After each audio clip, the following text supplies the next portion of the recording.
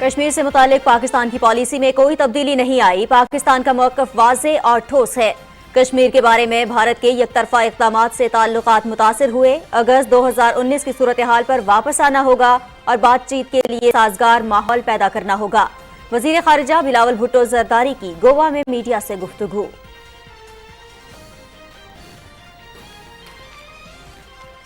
مشترکہ ترقی کے لیے علاقائی اقتصادی روابط میں اضافہ پاکستان کے ویژن کے مطابق ہے۔ جنوبی ایشیا اور مشرق وسطی کے سنگم پر پاکستان پورے خطے کے لیے مثالی تجارتی راستہ بناتا ہے۔ چین پاکستان اقتصادی راہداری بھی علاقائی رابطوں کے لیے اہم ہے۔ موسمیاتی بحران اور غربت جیسے چیلنجز سے نمٹنے کے لیے ابھی طویل سفر طے کرنا ہے۔ وزیر خارجہ بلاول بھٹو زرداری کا شنگھائی تعاون تنظیم کے اجلاس سے خطاب۔ پاکستان، چین، افغانستان سہ فریقی وزرائے خارجہ اجلاس کل اسلام آباد میں ہوگا۔ اجلاس میں افغانستان کی صورتحال اور درپیش چیلنجز پر تبادلہ خیال ہوگا۔ چین اور پاکستان کے وزرائے خارجہ پاک چین اسٹریٹجک ڈائیلاگ کے چوتھے دور کی مشترکہ صدارت بھی کریں گے۔ چینی وزیر خارجہ شینگ گونگ کا یہ پاکستان کا پہلا دورہ ہے۔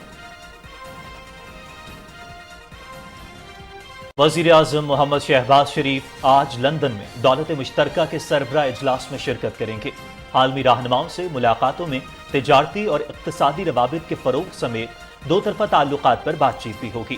وزیر اعظم بکنگم پیلس میں شاہ چارلس سوئم کے استقبال شرکت دیں گے۔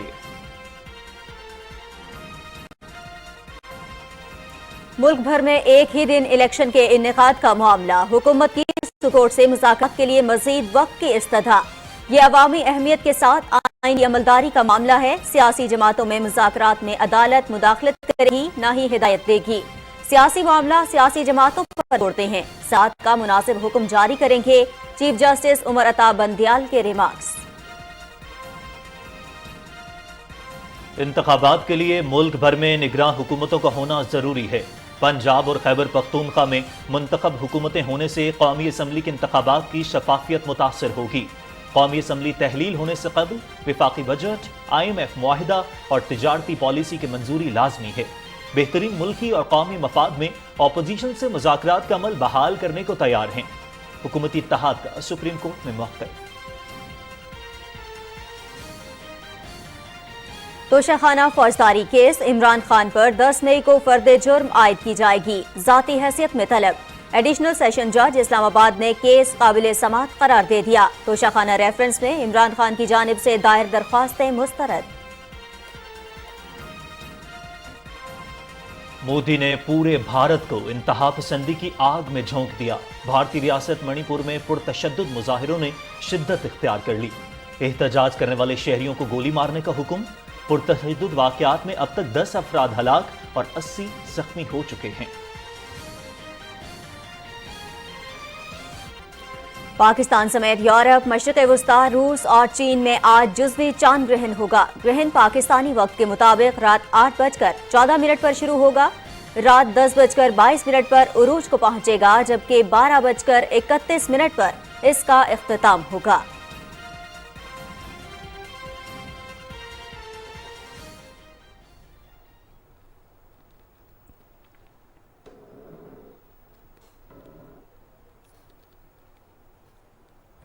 السلام علیکم ناظرین، آپ دیکھ رہے ہیں پاکستان ٹیلی ویژن نیوز اور پروگرام نیوز شو ایٹ 6 میں میں ہوں آپ کے ساتھ کاشف رضا۔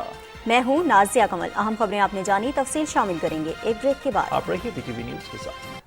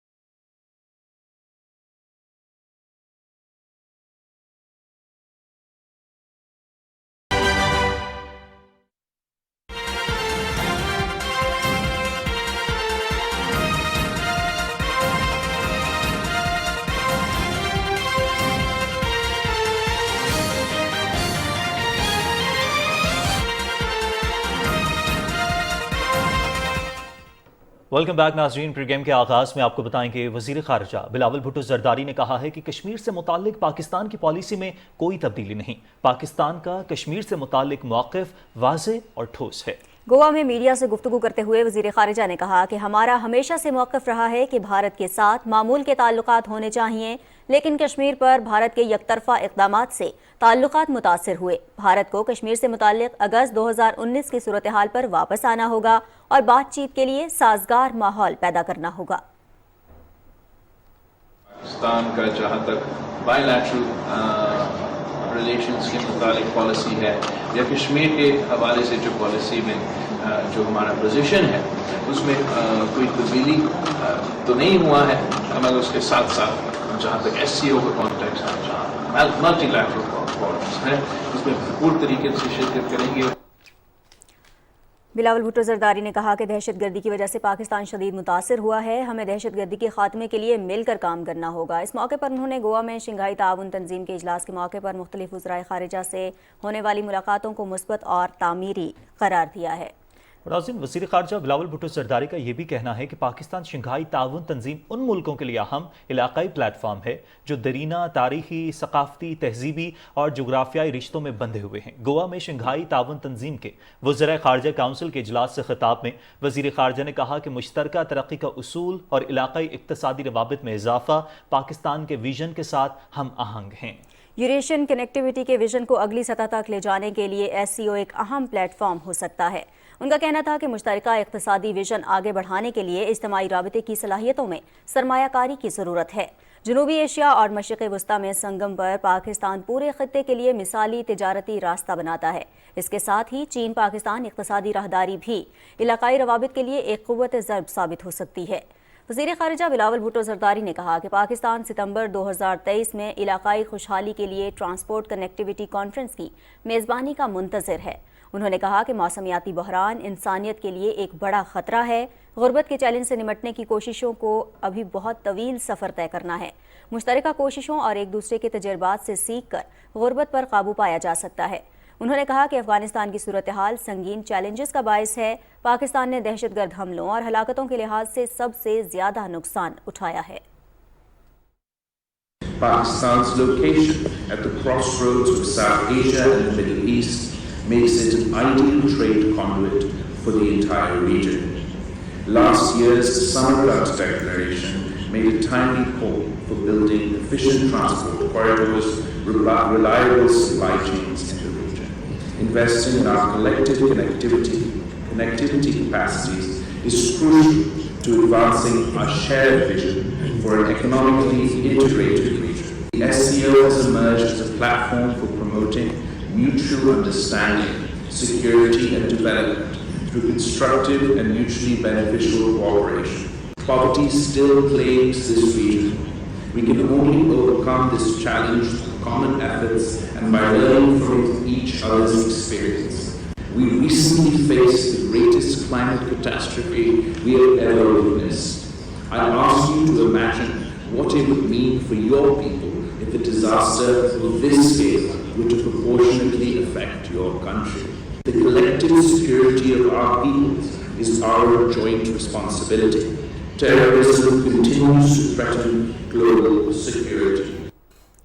اس سے قبل اجلاس میں شرکت کے لیے ہال پہنچنے پر شنگھائی تعاون تنظیم کے موجودہ چیئرمین اور بھارت کے وزیر خارجہ ڈاکٹر جے شنکر نے بلاول بھٹو زرداری کا استقبال بھی کیا اور انتہائی اہم یہ کانفرنس ہے جس میں شرکت کے لیے اس وقت وزیر خارجہ بلاول بھٹو زرداری بھارت میں موجود ہیں۔ گوا میں انہوں نے جو کانفرنس سے خطاب کیا ہے کاشف، اس میں انہوں نے بڑے واضح طور پہ کہا ہے کہ جو کشمیر کے حوالے سے ہمارا موقف ہے وہ بھی واضح ہے اور اس کے ساتھ ساتھ انہوں نے جو موسمیاتی تبدیلیاں ہیں ان پر بھی بڑی تفصیل سے بات کی ہے۔ اور پاکستان اور بھارت کے جو تعلقات ہیں اس تناظر میں انٹرنیشنلی بھی پاکستان کی طرف سے اس اجلاس میں شرکت پر بڑی گہری نظر ہے۔ سلمان غنی صاحب سینئر تجزیہ کار ہیں، ہمارے ساتھ موجود ہیں، ہمیں جوائن کر چکے ہیں۔ سلمان صاحب بہت شکریہ پاکستان ٹیلی ویژن نیوز کو وقت دینے کے لیے۔ السلام علیکم۔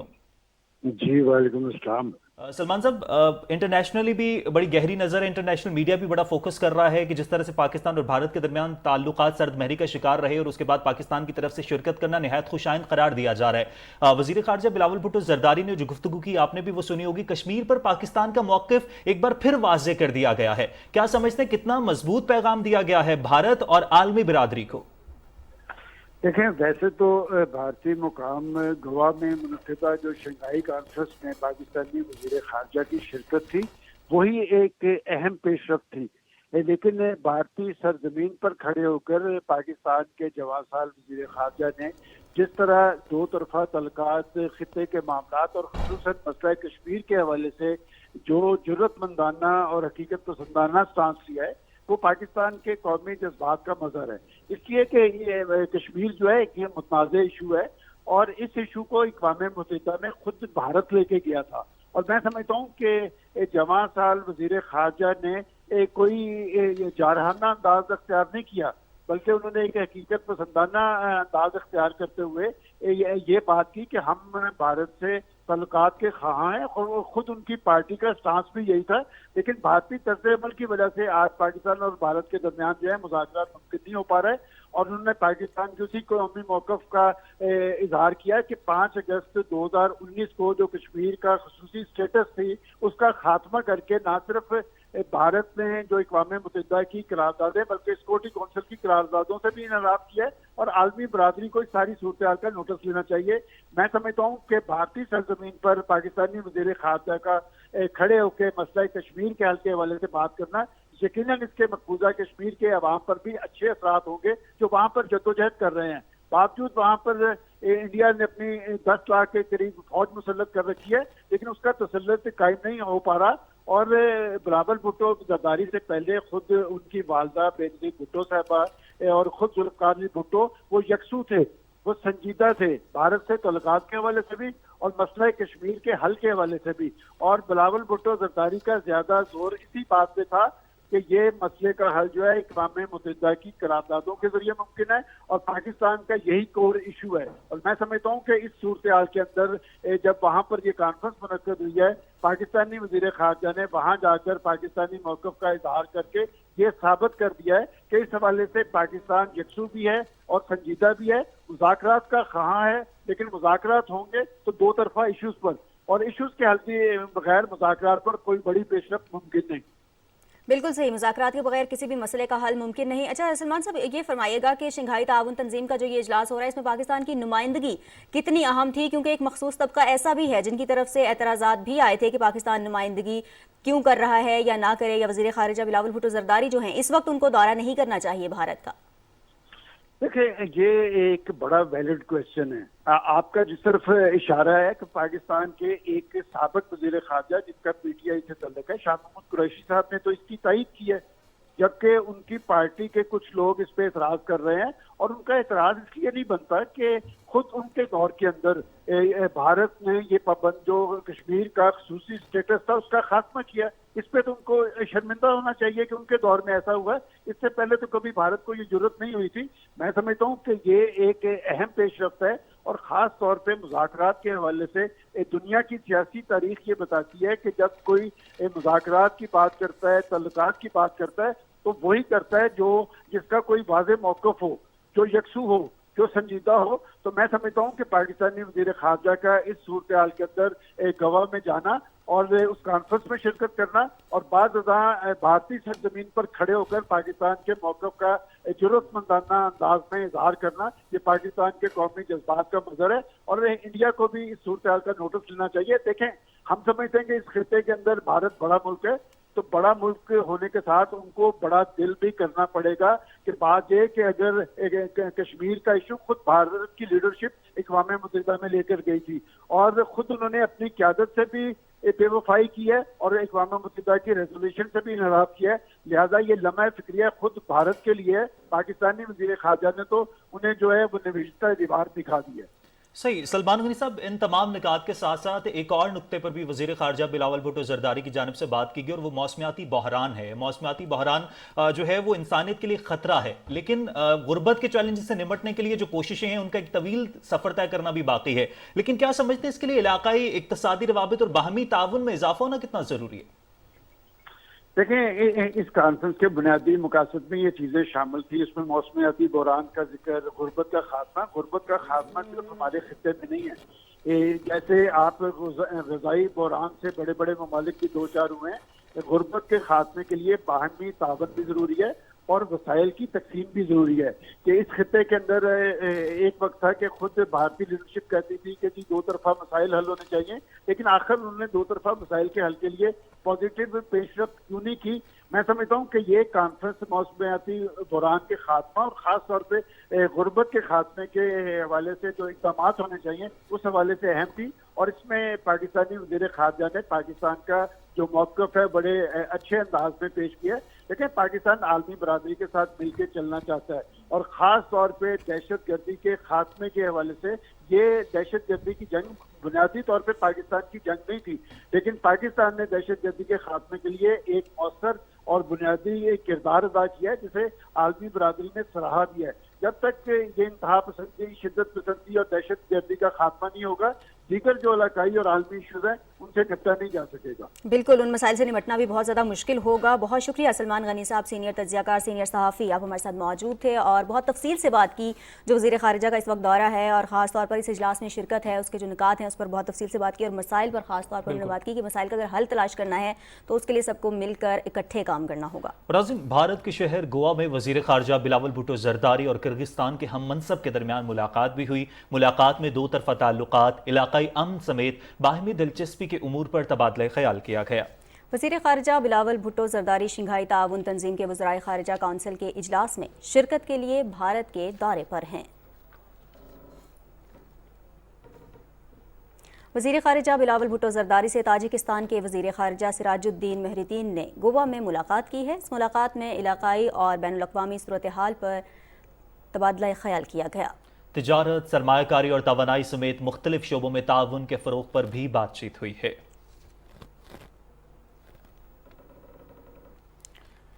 ناظرین، پاکستان، چین، افغانستان سے افریقی وزرائے خارجہ اجلاس کل اسلام آباد میں ہونے جا رہا ہے۔ مذاکرات میں شرکت کے لیے چین کے وزیر خارجہ شینگ ہانگ اور افغان وزیر خارجہ امیر خان متقی آج اسلام آباد پہنچ رہے ہیں۔ تینوں وزرائے خارجہ افغانستان کی صورتحال اور درپیش چیلنجز پر تبادلہ خیال کریں گے۔ چین کے وزیر خارجہ شینگ ہانگ اور بلاول بھٹو زرداری پاک چین اسٹریٹجک ڈائیلاگ کے چوتھے دور کے مشترکہ صدارت بھی کریں گے۔ افغان عبوری وزیر خارجہ پاکستانی قیادت سے مختلف شعبوں میں تعاون کے فروغ پر گفتگو کریں گے۔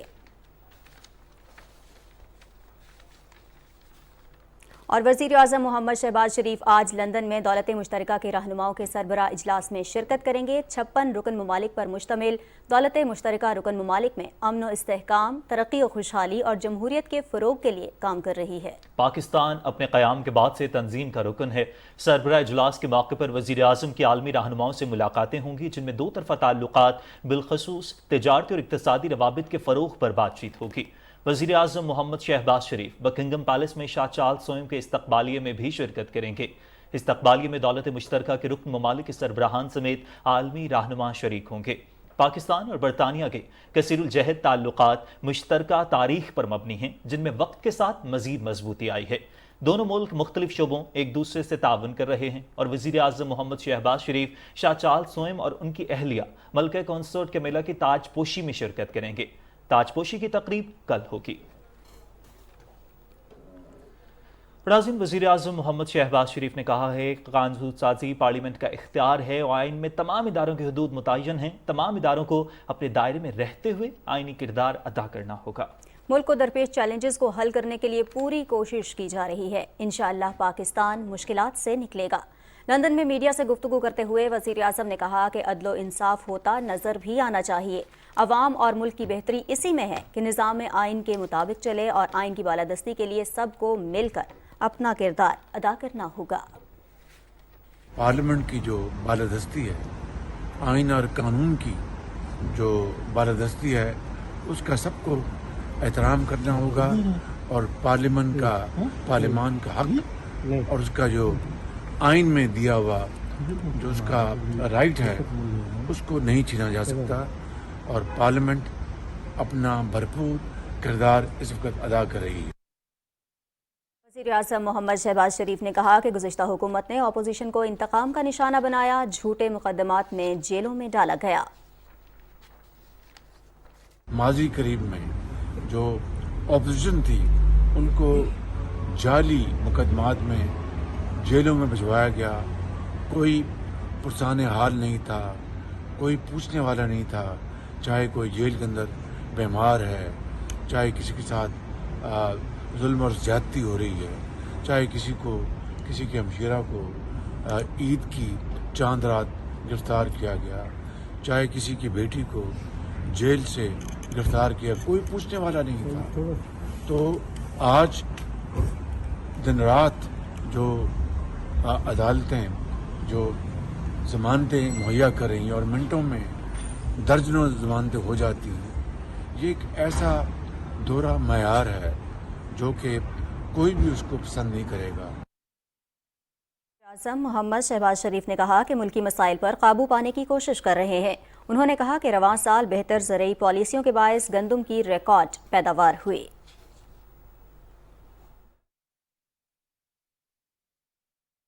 और ये खुदादाद मुल्क पाकिस्तान ज़रूर दुनिया में तरक्की करेगा और अपना मकाम हासिल करेगा। अभी आपको मालूम हो गया होगा कि अल्हम्दुलिल्लाह इस साल जो गंदम की पैदावार है वो पिछले 10 साल में वो रिकॉर्ड पैदावार है। तकरीबन 2 करोड़ 75 लाख टन गंदम पाकिस्तान में इस साल पैदा हुई है और ये उसका तखमीना है। सुप्रीम कोर्ट ने वाज़ेह किया है कि मुल्क में एक साथ इंतखाबात के हवाले से वो सियासी जमातों के माबैन मुज़ाकरात में मुदाखलत करेगी और ना ही कोई हिदायत जारी करेगी। कौमी और सूबाई असम्बलियों पर एक ही रोज़ इंतखाबात के इनेकाद से मुताल्लिक मुकदमे की समाअत के दौरान 3 रुकनी बेंच के सरबराह चीफ जस्टिस उमर अता बंदयाल ने कहा कि सियासी जमातों में इत्तफाक़ी राय से अदालत इस इम्तिहान से निकल सकती है। ताहम इम्तिहान मुकर्रर हुआ तो देंगे, फिर हमारे साथ जो होगा देखा जाएगा। अदालत सिर्फ अपना आईनी फर्ज अदा करना चाहती है, जिसके लिए वो आइन के तहत अपने इख्तियारात इस्तेमाल कर सकती है। उन्होंने कहा कि मुज़ाकराती अमल में फ़रीक़ैन को लचक का मुज़ाहिरा करना चाहिए। अदालत ने असख़ुत नोटिस लेना बंद कर दिया है। रहनुमा मुस्लिम लीग नून ख्वाजा साद रफ़ीक ने अदालत के सामने मौक़िफ़ पेश करते हुए कहा कि इंतखाबात सियासी मामला है जिसे सियासी जमातें इत्तफ़ाक़ी राय से हल कर सकती हैं। अदालत को सियासी मामलात में उलझाने से पेचीदगियाँ पैदा होंगी। उन्होंने कहा कि आइन 90 रोज़ में इंतखाबात के साथ शफाफियत का भी तकाजा करता है। ख्वाजा साद रफ़ीक ने कहा कि मुज़ाकरात में एक ही रोज़ इंतखाबात, लेवल प्लेइंग फील्ड की फराहमी और इंतखाबात के नताइज तस्लीम करने पर इत्तफाक हुआ है। कौमी और 2 सूबाई असम्बलियों की तहलील पर इत्तफाक़ी राय नहीं हो सका। मुज़ाकरात का अमल जारी रखने के लिए मज़ीद मोहलत दरकार है। पाकिस्तान पीपल्स पार्टी की तरफ से फारूक नाइक ने अदालत को बताया कि इंतखाबात के लिए मुल्क भर में निगरां हुकूमतों का होना ज़रूरी है। पंजाब और खैबर पख्तूनख्वा में मुंतखब हुकूमतें होने से कौमी असम्बली के इंतखाबात की शफाफियत मुतासिर होगी और इंतखाबी नताइज मुतनाज़िया हो जाएंगे। उन्होंने कहा कि असम्बली तहलील होने से कबल विफाकी बजट, IMF मुआहिदा और तिजारती पॉलिसी की मंजूरी लाजमी है। इसलिए बेहतरीन मुल्की और कौमी मफाद में अपोजिशन से मुज़ाकरात का अमल बहाल करने को तैयार हैं। तहरीक इंसाफ की तरफ से शाह महमूद कुरैशी ने कहा कि भरपूर कोशिश के बावजूद मुज़ाकरात में हुकूमत की तरफ से कोई नई बात नहीं आई। अदालत ने आज की समाअत मुकम्मल करते हुए कहा कि इस हवाले से मुनासिब हुक्मनामा जारी किया जाएगा। और वफाकी वज़ीर ख्वाजा साद रफ़ीक ने कहा है कि सियासी बहरान का हल मुज़ाकरात के जरिए ही निकाला जा सकता है। सुप्रीम कोर्ट के बाहर मीडिया से गुफ्तगू करते हुए उनका कहना था कि वफाकी हुकूमत आइन के मुताबिक अपना किरदार अदा कर रही है। चाहते हैं कि शफाफ इलेक्शन हो जिसके नताइज सब तस्लीम करें। आपने अपनी हुकूमतें खुद तोड़ी, किसी ने एक नियति से नहीं, इसलिए कि बहरान पैदा होगा, प्रेशर बिल्ड होगा। भाई अब बलोचिस्तान की असम्बली को और सिंध की असम्बली को कैसे डिक्टेट करेंगे कि चूँकि पंजाब असम्बली तोड़ दी गई है इसलिए अब आप भी अपनी असम्बलियाँ तोड़ें। हम ये पंजाब पर इल्ज़ाम लगाने की ना इजाज़त देंगे, ना ये मैं कबूल है। बैठना चाहिए, मज़ीद बात होनी चाहिए, मेरा ख्याल है रास्ता निकल सकता है। IMF का मुआहदा नहीं हुआ, हमने तमाम शर्तें भी पूरी कर दी हैं, बजट सामने आ रहा है, तो इमरान खान साहब को किस बात की जल्दी है? ये कोई साल या 6 माह का उनको प्रोग्राम तो नहीं बताया जा रहा? क्या वो चंद हफ्ते सब्र नहीं कर सकते? और इमरान खान 10 मई को अदालत में ज़ाती हैसियत में पेश हों। District and session court Islamabad ने तोशाखाना फौजदारी केस में इमरान खान पर फर्द जुर्म आयद करने का फैसला कर लिया है। केस काबिल समाअत होने और अदालती दायरा कार पर दरख्वास्तें भी मुस्तरद कर दें। तफसील बताएंगे इमरान मनसब खान अपनी रिपोर्ट में।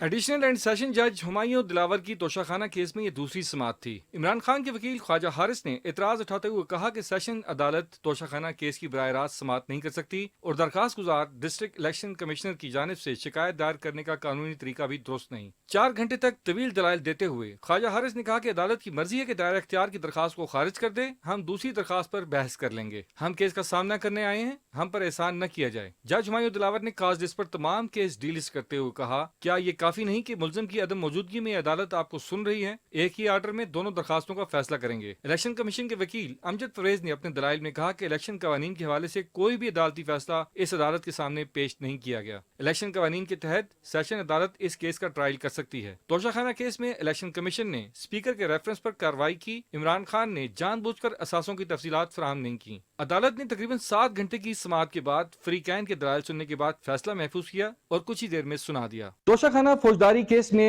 عمران خان کے خلاف عدالت کو 6 ماہ سے زائد کا عرصہ لگا ہے فرد جرم عائد کرنے میں۔ اب دیکھنا یہ ہے کہ یہ کیس کب تک اپنے منطقی انجام تک پہنچتا ہے۔ Imran Musab Khan, Pakistan television news, اسلام آباد۔ ناظرین، اب وزیر اعظم محمد شہباز شریف کے عمران خان کے خلاف ہتک عزت کے مقدمے میں پیش رفت کی خبر۔ ایڈیشنل سیشن جج لاہور محمد عرفان بسرا نے عمران خان کی شہباز شریف کا دائر مقدمہ خارج کرنے کی درخواست مسترد کر دی ہے۔ عدالتی حکم کے مطابق درخواست گزار نے عدالتی سوالنامہ جمع کرا دیا تھا، تاہم عمران خان نے متعین قانونی طریقہ کار کے مطابق جواب جمع نہیں کرایا۔ 24 نومبر 2022 کے عدالتی حکم کے تحت عمران خان حق دفاع پہلے ہی کھو چکے ہیں۔ حق دفاع کھو دینے کے اس حکم کو لاہور ہائی کورٹ اور سپریم کورٹ نے بھی برقرار رکھا۔ عمران خان کی طرف سے عدالت کا وقت ضائع کرنے کے لیے نئی درخواست جمع کرائی گئی، لیکن انہیں دوبارہ ایسی درخواست دائر کرنے کا حق نہیں جسے پہلے ہی مسترد کیا جا چکا ہے۔ 15 ارب روپے کی لاگت سے تھر مٹیاری ٹرانسمیشن لائن ریکارڈ مدت میں مکمل کر لی گئی ہے۔ یہ بات توانائی کے وفاقی وزیر انجینئر خرم دستگیر نے لاہور میں نیوز کانفرنس میں بتائی۔ انہوں نے کہا کہ 220 کلومیٹر طویل اس ٹرانسمیشن لائن کی تکمیل سے تھر کے کوئلے سے پیدا ہونے والی بجلی کی ترسیل ممکن ہو سکے گی۔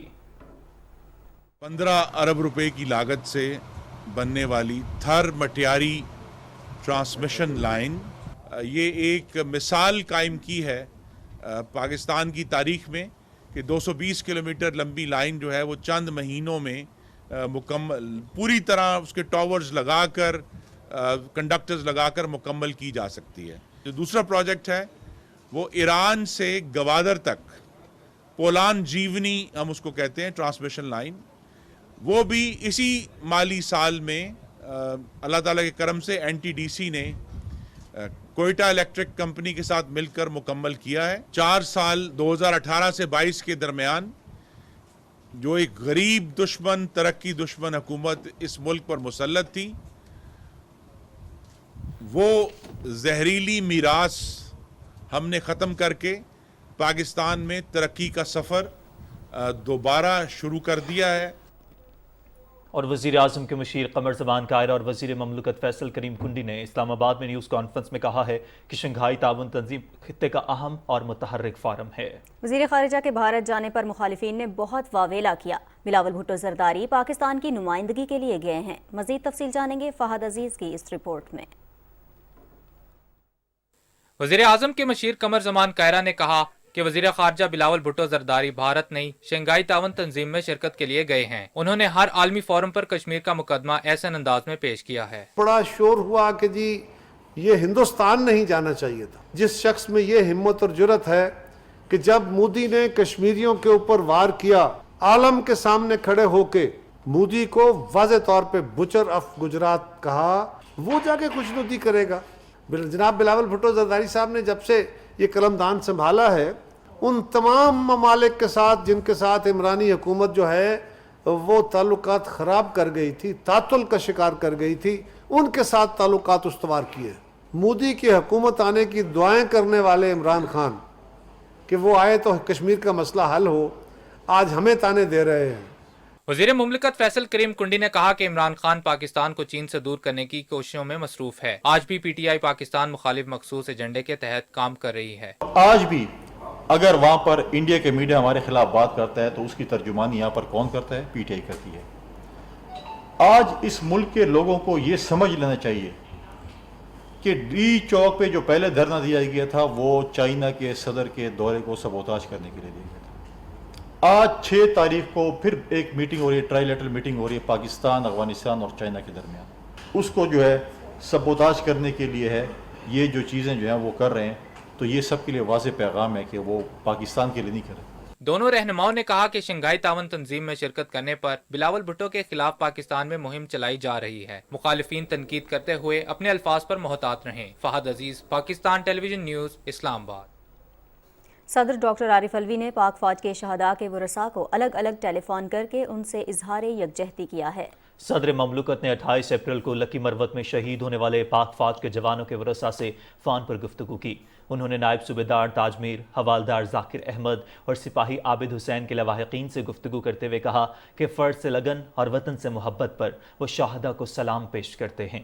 صدر مملکت نے وطن کے لیے خدمات اور قربانی پر شہداء کو خراج عقیدت پیش کیا. صدر مملکت نے شہداء کے درجات کی بلندی اور لواحقین سے اظہار ہمدردی اور صبر جمیل کی دعا کی. سیکیورٹی فورسز کے دہشت گردوں کے خلاف کارروائیوں کے ثمرہ. ٹی ٹی پی گوہر گروپ کے دہشت گرد سیکیورٹی اداروں کے آگے ہتھیار ڈالنے پر مجبور ہو گئے. گوہر گروپ اندرونی ٹوٹ پھوٹ اور غیر اخلاقی سرگرمیوں کے باعث اپنے ماتحت دہشت گردوں کا اعتماد کھو گیا ہے، جس کے بعد سرغنہ حمید اللہ عرف گوہر بھی دہشت گرد کارروائیاں ترک کر کے قانون نافذ کرنے والے اداروں کے آگے سرنڈر ہونے پر تیار ہو گیا ہے. بڑھتی ہلاکتوں، مالی مسائل اور اندرونی اختلافات کے باعث گوہر گروپ کے مزید دہشت گرد بھی سیکیورٹی اداروں کے آگے ہتھیار ڈالنے پر آمادہ ہو گئے ہیں. دہشت گرد گوہر نے محسود دہشت گردوں خصوصاً شفیر اللہ گروپ پر اس کو بدنام اور قتل کی سازش کا الزام لگایا ہے. سیکیورٹی ادارے اپنی شب و روز کاوشوں سے دہشت گردوں کو نیست و نابود کرنے کے لیے پرعزم ہیں. اور ناظرین، مودی نے پورے بھارت کو انتہا پسندی کی آگ میں جھونک دیا ہے. بھارتی ریاست منی پور میں پرتشدد مظاہروں نے شدت اختیار کر لی ہے. ریاستی حکومت نے فورسز کو احتجاج کرنے والے شہریوں کو گولی مارنے کا حکم دے دیا ہے. منی پور میں بدھ کو قبائلی فسادات پھوٹنے کے بعد پرتشدد کارروائیوں میں اب تک 10 افراد ہلاک اور 80 زخمی ہو چکے ہیں. بھارتی میڈیا کے مطابق ریاستی دارالحکومت امپھال سمیت دیگر علاقوں میں پرتشدد مظاہروں کے دوران سینکڑوں گھروں، گاڑیوں، گرجا گھروں اور مندروں کو نذر آتش کیا گیا ہے، جس میں کئی لوگوں کے جھلس جانے کی اطلاعات بھی موصول ہوئی ہیں. صورتحال سے نمٹنے کے لیے منی پور میں آسام رائفلز کی 34 اور فوج کی 9 کمپنیاں تعینات کی گئی ہیں، جبکہ 8 اضلاع میں کرفیو کا نفاذ کیا گیا ہے. علاقے میں انٹرنیٹ سروس معطل ہے. حکام کا کہنا ہے کہ 10,000 افراد کو محفوظ مقامات اور کیمپس میں منتقل کیا جا چکا ہے.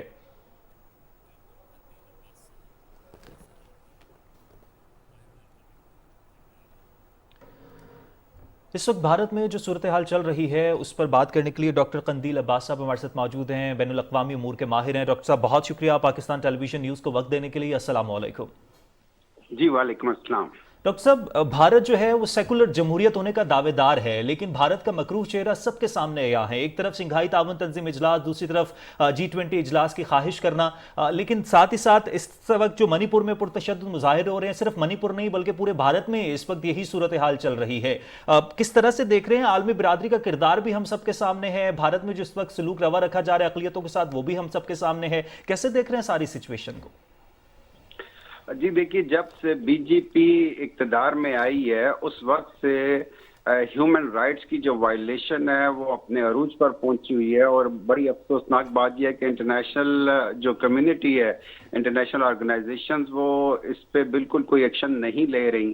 اور اس میں زیادہ انفارچونیٹ بات یہ ہے کہ ٹھیک ہے، ہندوستان ایک بہت بڑی مارکیٹ ہے اور اسی مارکیٹ کی بیس پر جو یورپین کنٹریز ہیں ان کی طرف سے ہمیں کوئی ایسی چیز نظر نہیں آ رہی کہ کشمیر کے اندر جس انداز میں ایک وحشیانہ پالیسیز کی امپلیمنٹیشن ہو رہی ہے، پھر دہلی کے اندر یعنی مین کیپٹل ہے اس ایریا میں بھی دیکھیں کہ مسلمان ہوں یا باقی اقلیتیں ہوں، ان کے خلاف انتہائی بربریت کا مظاہرہ کیا جا رہا ہے. لوگوں کو روڈ پر چلتے ہوئے آگ لگائی جا رہی ہے. اور پھر اب جو منی پور میں ہوا ہے وہ تو ایک انتہا ہو گئی ہے. لوگ گھروں کے اندر رہ رہے تھے اور وہاں پر جب آگ لگائی گئی تو زندہ جلا دیا گیا لوگوں کو.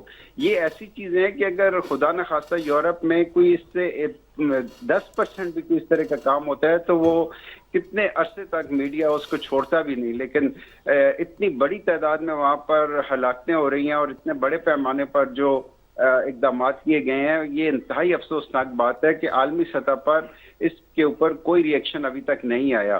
اور میرا خیال یہ ہے کہ ہندوستان کے اندر اب ایک انتہائی نفرت کی فضا پیدا ہو رہی ہے. مودی کی جو جارحانہ پالیسیاں ہیں اور وحشتناک پالیسیاں ہیں، اس کے خلاف ہندوستان کی مختلف ریاستوں کے لوگ اٹھ کھڑے ہوئے ہیں. اور خاص طور پر آپ دیکھیں کہ ہندوستان کی 7 ایسی ریاستیں ہیں جس کے اندر ایکٹیو سیپریٹسٹ موومنٹ چل رہی ہے. اور یہ اگر صورتحال جاری رہی تو میں سمجھتا ہوں کہ آئندہ فیوچر میں مستقبل قریب میں ہندوستان کے حصے بکھرے ہوتے نظر آ رہے ہیں. بالکل صحیح. اچھا ڈاکٹر صاحب، آپ نے خود بھی ذکر کیا کہ بھارت کے جو ہیں وہ حصے ہوتے نظر آ رہے ہیں اور کشیدگی مزید بڑھتی دکھائی دے رہی ہے. ایسی صورتحال میں بھارت کا عالمی سطح پر یہ دعویٰ کرنا کہ وہ جمہوری ملک ہے اور دوسری جانب مسئلہ کشمیر کو بھی وہ حل کرنے کے لیے آگے بڑھتا نظر نہیں آ رہا، تو عالمی برادری کی جو خاموشی ہے اس کو کس طرح سے دیکھ رہے ہیں؟ عالمی برادری کی خاموشی مزید صورتحال پر کس طرح کا اثر ڈال سکتی ہے، مزید کشیدگی کی طرف لے جا سکتی ہے؟ دیکھیے، عالمی برادری کا جو برتاؤ ہے اس طرح کے مسائل میں، وہ تو اس سے لوگ پوری دنیا مایوس ہو چکی ہے، خاص طور پر جو اسٹیٹ لیول پہ ایکسپیکٹ کیا جا رہا تھا. ایک تو انٹرنیشنل آرگنائزیشن سے دنیا کا اعتماد بالکل ختم ہو گیا، کیونکہ یونائٹڈ نیشن کی اپنی پاس کی ہوئی قراردادیں تھیں کشمیر کے اوپر اور وہ ان کو امپلیمنٹ نہیں کرا سکے. اور اسی طرح باقی جو انٹرنیشنل آرگنائزیشن ہے ہیومن رائٹس کی، ان کی طرف سے ایک آدھ اسٹیٹمنٹ تو ایشو کر دیا جاتا ہے، لیکن کوئی عملی اقدامات نظر نہیں آ رہے. اس لیے میرا خیال یہ کہ جو پیس لور کمیونٹیز ہیں انٹرنیشنل لیول پر، ان کی طرف سے بڑا شدید ریئیکشن سامنے آ رہا ہے. اور اس ریئیکشن کی اگرچہ فوری طور پر تو کوئی اچھے اثرات ہمیں نظر نہیں آتے، یعنی کوئی عملی اقدامات اس میں نظر نہیں آئیں گے، لیکن ظاہر ہے کہ ریجنل اور انٹرنیشنل لیول پر ایک ایسا کنسنسس ڈیولپ ہو سکتا ہے کہ جو پیس لیول کمیونٹیز ہیں وہ اس طرح کی جارحیت کی مرتکب ہونے والی ریاستوں کا ان کو کاؤنٹر کر سکیں. تو خود ایک طرف تو ہندوستان کے عوام خود آواز اٹھانے پر مجبور ہو گئے ہیں بغیر کسی انٹرنیشنل کمیونٹی کی سپورٹ کے، اور دوسرا انٹرنیشنل لیول پر بھی جو پیس لیول میڈیا ہے اور کمیونٹیز ہیں ان کی طرف سے ہمیں ایک اچھا ریئیکشن نظر آ رہا ہے. صحیح. ڈاکٹر صاحب، جس طرح سے ایک کشمیر کا مسئلہ تو ہے، پاکستان بارہا اس پر آواز بھی اٹھا چکا ہے. شنگھائی تعاون تنظیم نے بھی وزیر خارجہ بلاول بھٹو زرداری کی جانب سے باقاعدہ طور پر جو موقف سامنے آیا وہ اس پیغام کو مزید مضبوط کرتا ہے. لیکن اگر انٹرنیشنلی بھارت کے اندر جو صورتحال چل رہی ہے اس پر بات کی جائے تو انسانی حقوق کے لیے جو تنظیمیں ہیں وہ آواز بلند نہیں کرتی، جبکہ جانوروں کے حقوق کے لیے باقاعدہ طور پر ریلیاں بھی نکالی جاتی ہیں. ابھی آپ نے بھارت کے اندر مظاہروں کی بات کی، تو بھارت کے اندر تو آوازیں بلند ہو رہی ہیں، لیکن خالصتان تحریک جس طرح سے گزشتہ ہفتے کینیڈا میں مظاہرے ہو رہے تھے، باقاعدہ طور پر ریلیاں نکالی جا رہی تھیں. تو بھارت کو کس طرح سے باز رکھا جا سکتا ہے؟ انٹرنیشنلی جو عالمی دنیا ہے ان کے مفادات اتنے ان کو عزیز ہیں کہ وہ انسانی حقوق کے لیے آواز ہی بلند نہیں کرتے، بھارت کو باز ہی نہیں رکھ سکتے. دیکھیے، انٹرنیشنل کمیونٹی کو یہ پتہ ہے کہ کشمیر ایک ڈسپیوٹڈ ایریا ہے اور اس پر یونائٹڈ نیشن کی اپنی ریزولوشنز موجود ہیں، اور اس کے باوجود ایک انٹرنیشنل گیدرنگ ہونے جا رہی ہے مقبوضہ کشمیر کے اندر، اور ظاہر ہے کہ دنیا کی لیڈنگ پاورز جو ہیں وہ اس کے اندر شرکت کرنے آ رہی ہیں. تو یہ انتہائی انفارچونیٹ ہے کہ ایک طرف تو یہ کہ نہ صرف وہ وہاں پر ہونے والے مظالم کے خلاف آواز نہیں اٹھا رہی، بلکہ جو یو این کی ریزولوشنز ہیں اس کی وائلیشن کرتے ہوئے ہندوستان نے وہاں پہ ایک انٹرنیشنل کانفرنس یا ایک انٹرنیشنل گیدرنگ کا اہتمام کیا ہے. اور انٹرنیشنلی اس کو ڈینائی کیا جانا چاہیے تھا کہ ایک ڈسپیوٹیڈ ایریا میں یہ نہیں ہو سکتی. اور دوسری طرف یہ ہے کہ جو باقی ایریاز ہیں ہندوستان کے، وہاں پر جو ہیومن رائٹس کی وائلیشنز ہیں اس کو بھی بالکل اس پر بھی عالمی کمیونٹی نے آنکھیں بند کی ہوئی ہیں. اور جو جن کی طرف آپ نے اشارہ کیا ہیومن رائٹ آرگنائزیشن، وہ بھی پرپزفلی مختلف علاقوں میں یہ آواز اٹھاتی ہیں جہاں پر ان کے یعنی بڑے ممالک کے اپنے انٹرسٹ ہوتے ہیں. ادروائز آپ دیکھیے، یعنی منی پور کا واقعہ جو ہے اس کو اب نہ صرف یہ کہ ہندوستانی جو گورنمنٹ ہے اس نے کوئی خاص پالیسی اڈاپٹ نہیں کی، اور جو وہاں پر ظلم کرنے والے بے لگام دہشت گرد ہیں ان کو روکنے کی کوشش نہیں کی، بلکہ وہاں پر جب لوگوں نے گھروں کو جلا دیا دہشت گردوں نے، اور وہاں پر زندہ عورتیں، مرد اور بچے جلا دیے گئے، اس کا ریئیکشن عالمی سطح پر بھی نہیں آیا. اور اب یہی وجہ ہے کہ میں سمجھتا ہوں کہ ہندوستانی عوام اپنی مرکزی حکومت سے شدید نالاں ہیں، اور امید یہ نظر آ رہی ہے کہ شاید آئندہ مستقبل قریب میں وہ اپنے ملک سے یعنی اپنی مرکزی حکومت سے آزادی کی بات کریں گے. بالکل صحیح، مسائل بڑھتے ہوئے دکھائی دے رہے ہیں۔ بہت شکریہ ڈاکٹر قندیل عباس، ماہر بین الاقوامی امور، ہمارے ساتھ موجود تھے اور بھارت کی موجودہ صورتحال پر بہت تفصیل سے بات کی۔ بھارت اگر خود اپنے رویے میں تبدیلی نہیں لاتا تو بہت مشکل ہے کہ وہ اپنے اندرونی معاملات اور مسائل کو حل کر پائے۔ اور ناظرین اب آپ کو بتائیں کہ سوڈان میں مسلسل 21ویں روز بھی کشیدگی برقرار ہے۔ صدارتی محل اور آرمی ہیڈ کوارٹر کے قریب شدید لڑائی جاری ہے، جس سے جنگ بندی کی کوششوں کو ایک بار پھر دھچکا لگا ہے۔ اس کے علاوہ اومدرمن اور خرطوم بحری میں بھی فریقین نے ایک دوسرے پر ایک بار پھر سے حملے کیے ہیں۔ تازہ اعداد و شمار کے مطابق سوڈان میں 15 اپریل سے جاری اس لڑائی میں خواتین اور بچوں سمیت سینکڑوں افراد ہلاک ہو چکے ہیں۔ دوسری جانب امریکی صدر جو بائیڈن نے ایک نیا انتظامی حکم نامہ جاری کیا ہے، جس کے تحت سوڈان کو عدم استحکام سے دوچار کرنے والے افراد کے خلاف پابندیوں کی منظوری دے دی گئی ہے۔ میڈیا رپورٹس کے مطابق دارالحکومت خرطوم سمیت دیگر متاثرہ علاقوں میں پھنسے لاکھوں شہری فاقوں پر مجبور اور بنیادی ضروریات سے محروم ہیں۔ پڑوسی ممالک میں نقل مکانی کرنے والے 1 لاکھ کے قریب سوڈانی شہریوں کو بھی امداد کی اشد ضرورت ہے۔ اور یوکرین کے مشرقی شہر باخموت میں ماسکو کے لیے بڑا دھچکا، روس کے حمایت یافتہ ملٹری گروپ ویگنز نے تباہ شدہ شہر باخموت چھوڑنے کا اعلان کر دیا ہے۔ گروپ کے سربراہ نے کہا ہے کہ ان کے جنگجو 10 مئی کو باخموت سے نکل جائیں گے۔ ایوگینی کا کہنا ہے کہ باخموت چھوڑنے کا فیصلہ اسلحے کی کم سپلائی اور بھاری نقصانات کی وجہ سے کیا گیا ہے۔ یوکرین جنگ میں باخموت کی لڑائی اب تک سب سے طویل اور خون ریز لڑائی ثابت ہوئی ہے۔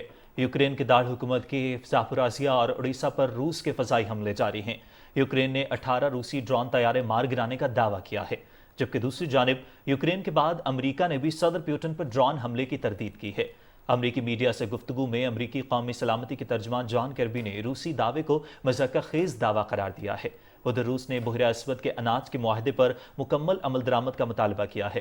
روسی وزارت خارجہ کی ترجمان ماریا زاخاروا نے ماسکو میں بریفنگ کے دوران کہا کہ معاہدے کا مکمل نفاذ ہی بحیرہ اسود کے اناج معاہدے کو ختم ہونے سے بچا سکتا ہے۔ معاہدے پر اب تک عمل درآمد غیر اطمینان بخش رہا ہے۔ اقوام متحدہ اور ترکی کی ثالثی میں یوکرینی اناج کی ترسیل کا معاہدہ گزشتہ سال جولائی میں طے پایا تھا۔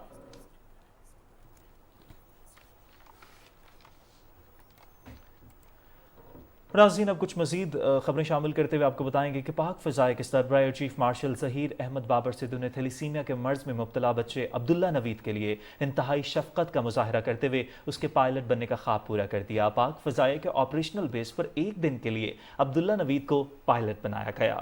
Make a wish foundation Pakistan کے تعاون سے عبداللہ نوید نے پی اے ایف کے آپریشنل بیس کا دورہ کیا، جہاں انہیں air officer commanding southern air command air vice marshal Khalid Mahmood اور base commander air commodore Asim Rana نے اعزازی رینک پہنائے۔ عبداللہ نوید کو پاک فضائیہ کے لڑاکا طیارے میں بٹھایا گیا اور بیس کے مختلف یونٹس کا دورہ بھی کروایا گیا۔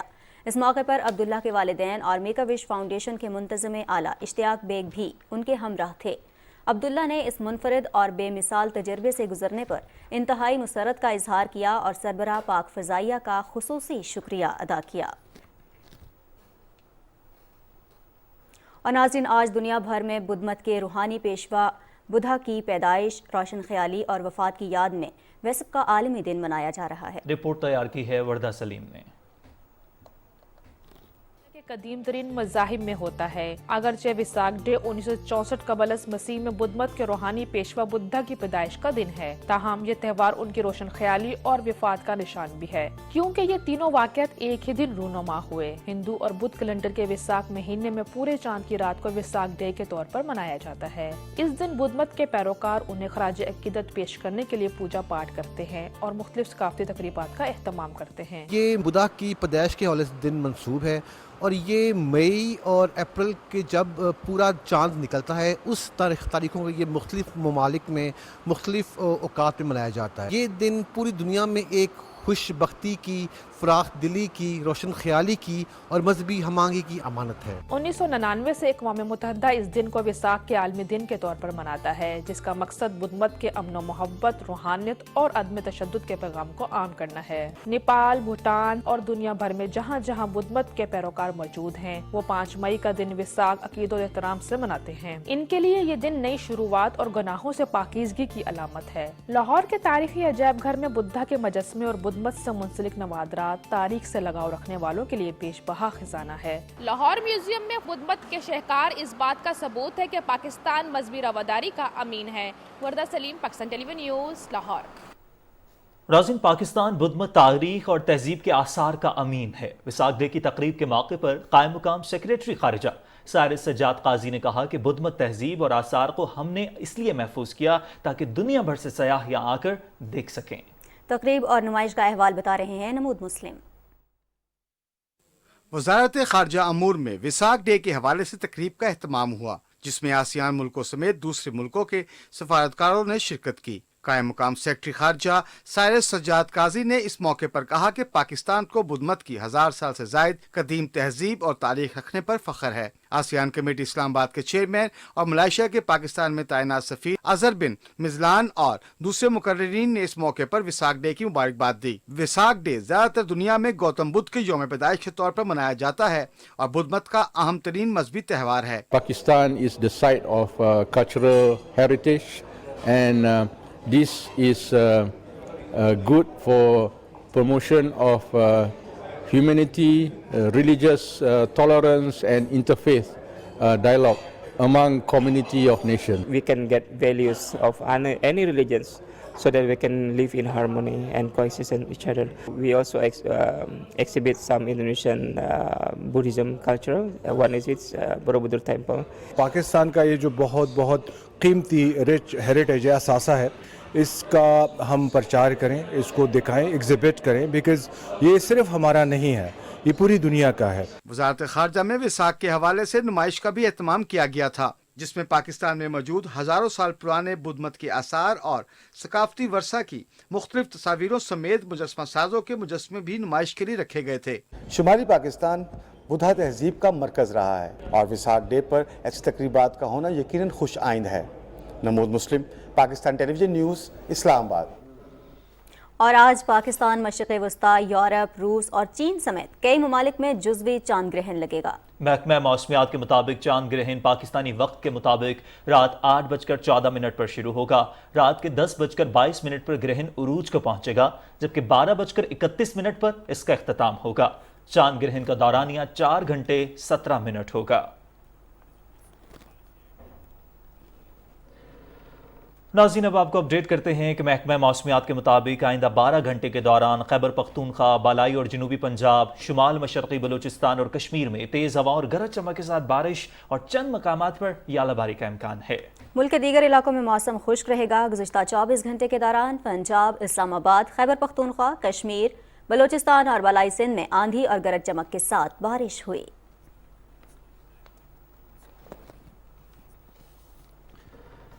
मौसम की सूरत हाल के हवाले से बात करने के लिए महकमा मौसमियात के डायरेक्टर चौधरी मोहम्मद असलम हमारे साथ मौजूद हैं। चौधरी साहब, बहुत शुक्रिया पाकिस्तान टेलीविजन न्यूज़ को वक्त देने के लिए। अस्सलाम वालेकुम।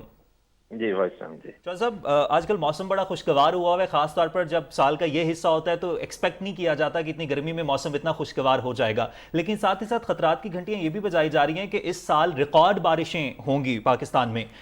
मौसम के हवाले से जरा हमें और हमारे नाज़रीन को भी आगाह कीजिएगा। जी बिल्कुल, अभी जैसे आपने फरमाया कि आजकल तकरीबन 40 डिग्री सेंटीग्रेड के से ज़्यादा टेम्परेचर ऑलमोस्ट पूरे पाकिस्तान में होता है, लेकिन इस वक्त कोई 2-3 ऐसे सिस्टम आए हैं, वो डीप सिस्टम जिसने पूरे पाकिस्तान को रेन दी है।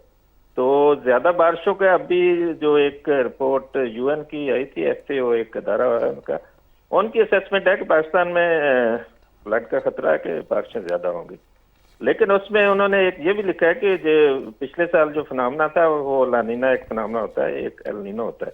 उन्होंने कहा कि वो फिनोमेना इस मरतबा एल नीनो से रिप्लेस हो रहा है। मैं थोड़ा सा इसको अगर एक्सप्लेन कर दूं, लानीना ऐसा फिनोमेना होता है कि उसमें पाकिस्तान में अमूमन पाकिस्तान इंडिया में बारिशें ज्यादा होती है, लेकिन इस मरतबा एल नीनो फिनोमेना है, उसमें इस खित्ते में बारिशें कम होती हैं।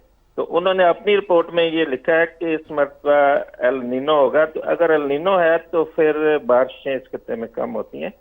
तो जो उन्होंने ज्यादा का लिख दिया है, तो उन्होंने खुद ही इसमें लिखा है कि इस मरतबा ये फिनोमेना है, तो मेरा ख्याल में ये इतनी कोई नॉर्मल या बिलो नॉर्मल पाकिस्तान में बारिशें जो अभी तक जो प्रेडिक्शन है।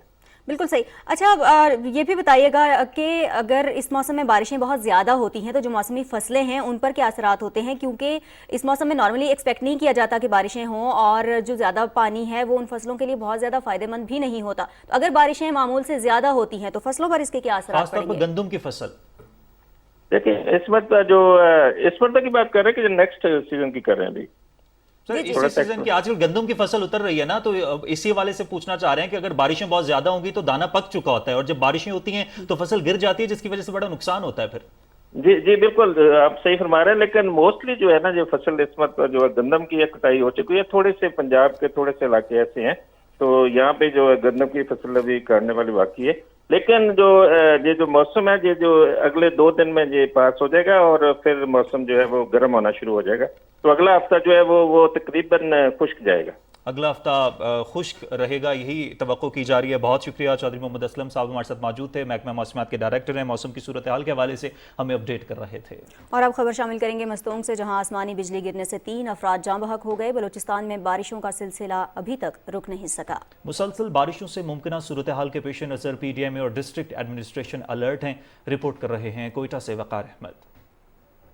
मगरिब से बनने वाले सिस्टम के जेर असर बलूचिस्तान भर में तेज हवाओं और गरज चमक के साथ तूफानी बारिशों और जालाबारी का सिलसिला बदस्तूर जारी है। माहिरीन का कहना है कि बारिश का सबब बनने वाला एक और सिस्टम शुमाल मशरिक की सिम से सूबे में दाखिल होने से कोयटा, दालबंदीन, खुजदार, मस्तूंग, खानूजई, कानमेतरजई, किला सैफुल्ला, बशीन, मस्तूंग, कोहलू और सूबे के बेशतर इलाकों में वक्फे वक्फे से बारिश का सिलसिला जुमे के रोज भी जारी रहा। लोराई, दुक्की और मूसाखील में मूसलाधार बारिश के साथ जालाबारी भी हुई। जाले या ओले गिरने से गंदम की फसल मुतासिर होने का खदशा है। महकमा मौसमियात के रिकॉर्ड्स के मुताबिक गुज़िश्ता 24 घंटे में सबसे ज्यादा बारिश बारखान में 34 मिलीमीटर रिकॉर्ड की गई। सूबे के बेशतर इलाकों में आइंदा 2 रोज भी मौसम अबर आलूद रहने की पेशीन गोई है। किला अब्दुल्ला, किला सैफुल्ला, ज़ियारत, योब, हरनाई, सिबी, बोलान, डेरा बुगटी और कोहलू में मूसलाधार बारिश के साथ जालाबारी का भी इम्कान है। वकार अहमद, PTV न्यूज़, कोयटा। नाज़रीन, इसी के साथ ही प्रोग्राम का वक्त इख्तिताम को पहुंचा। हमें हमारी टीम के साथ इजाज़त दीजिए। आप मज़ीद खबरों और अपडेट्स के लिए देखते रहिए पाकिस्तान टेलीविजन न्यूज़।